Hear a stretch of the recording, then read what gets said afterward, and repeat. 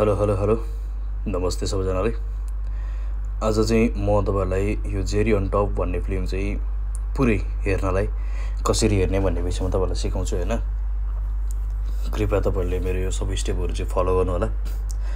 अनि यो हेर्ने तरिका धेरै सजिलो छ, धेरै नै सजिलो छ र यहाँबाट डाउनलोड गरेर अरु कुनै ठाउँहरुमा प्लेटफर्महरुमा चाहिँ नहाल्नु होला यो भिडियो है। त्यही नै हेर्नु होला। हेर्न त फ्रीमै हो है, पैसा तिर्नु पर्दैन, तर हामीले हेर्दै बापत फिल्म इन्डस्ट्रीलाई केही सहयोग जान्छ। त्यसैले तपाईहरुलाई म देखाउँछु यो तरिका कसरी भनेर हैन।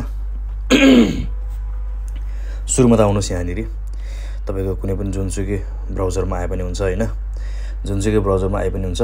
त्यसपछि तपाईले गर्नुपर्ने कुरा चाहिँ के हो भन्दाखेरिमा चाहिँ जानुस्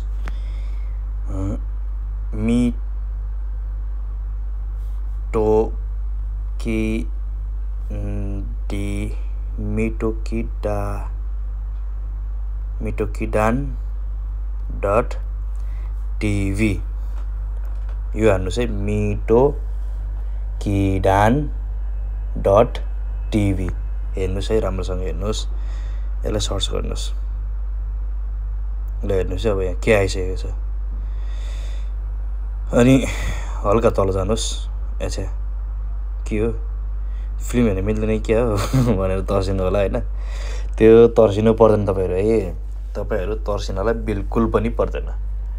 मैले पनि फेरि पनि भनिरहेको छु, फिल्मलाई चाहिँ डाउनलोड गरेर अरु कुनै ठाउँमा चाहिँ नहाल्नु होला है।